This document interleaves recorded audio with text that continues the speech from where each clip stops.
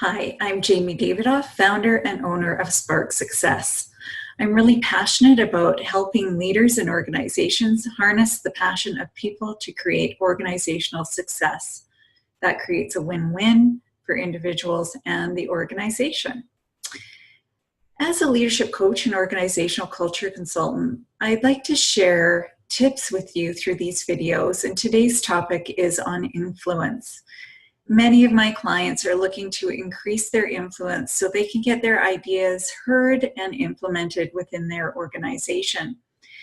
And this topic of influence is so important because we could have the best idea in the world, but if we don't have our influencing skills, then it's very difficult to even bring them to the table. And when we do have those skills, it's much more likely that our ideas may be implemented in a beneficial way. So I want to break this down into a number of components and share with you how this is not one skill. I think there's a confusion around that.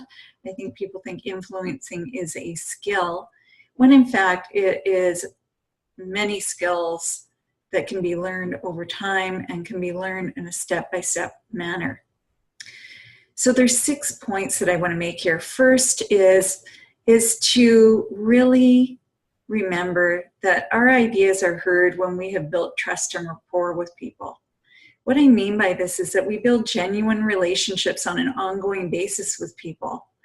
And that could be with our clients and also with people in the organization, direct reports, peers, leaders at various levels of the organization. When people know us, they are much more likely to hear and absorb and be curious about our ideas. So that's the first thing. The next is to think about how you can contribute to others' ideas and support them and help them put it in whatever their ideas into action. I say this not to set an expectation that if you contribute, others will help you with your idea, but they're going to be in a position to want to more likely contribute to the implementation and acceptance of your idea. The next thing is to really know yourself. This is the third point. Before you even share an idea, so, we've talked about what you can be doing on an ongoing basis, but now this is the point where we want to share an idea that we really know ourselves first and what's important about that idea to us. So what's influencing this idea? What are we passionate about? How does it impact us and our team and the organization? And then once you're clear on what that is for yourself, then think about what impact could this have on the people that are involved? What can I do to answer those questions before they even come up?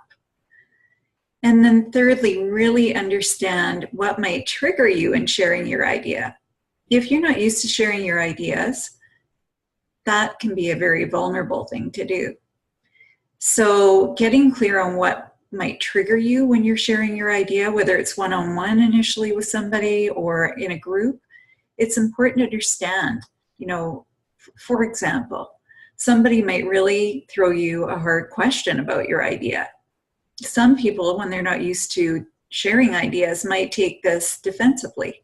They might feel like they're being criticized, when really often people just need to know more information and they're curious. They might be criticizing it, but that criticism provides you more information. And if you can come in from that stance, you're not as likely to take it personally.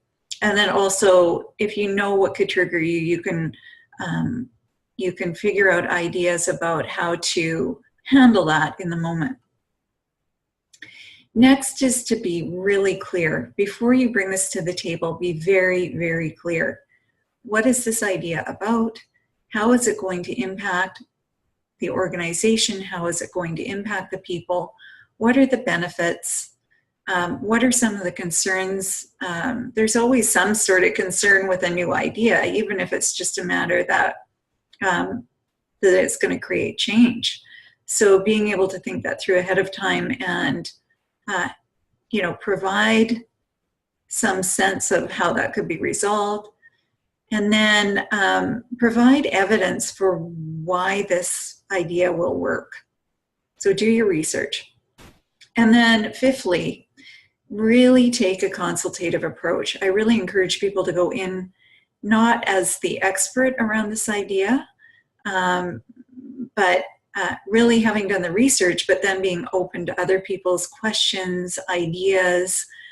Those questions, ideas can make your idea even stronger, which requires you to be flexible with your idea. So when we come in and we think we've thought it through and we have the best path forward, it doesn't leave room for others. And if those others don't have room, they're not going to likely accept your idea.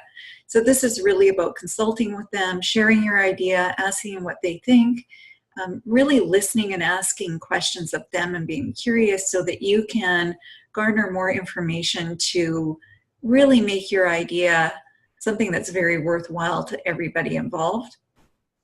And the other thing, the sixth thing then, is that when we present our ideas, sometimes people need time to process the idea. And so it's good to have a follow-up meeting or meetings to be able to really ask people, you know, since our last meeting, what's come up for you around this project? What questions do you have? Is there any you have? Because some people process on the spot and some people need time to process. That's just human nature. People have different ways of processing. So what I'm also saying then is to give it time. Don't expect that it's going to be accepted as is on the spot. That is unrealistic. If it does, fantastic. If not, you know, you've got some of these skills to be thinking about building to be able to handle that and to really make this very successful. So I'm always very curious. I'd love to hear how you create influence. What has worked for you? What hasn't? What might you try experimenting with based on what I've just shared? I would love to hear. Either comment on this video or please reach out to me. I offer complimentary 30-minute calls, mini coaching sessions about coaching related topics, in this case influence, but it could be another topic you're curious about in building your leadership. I'd love to hear from you. My email is jamie@sparksuccess.com. That's JAMIE@sparksuccess.com. I hope this has given you some positive food for thought.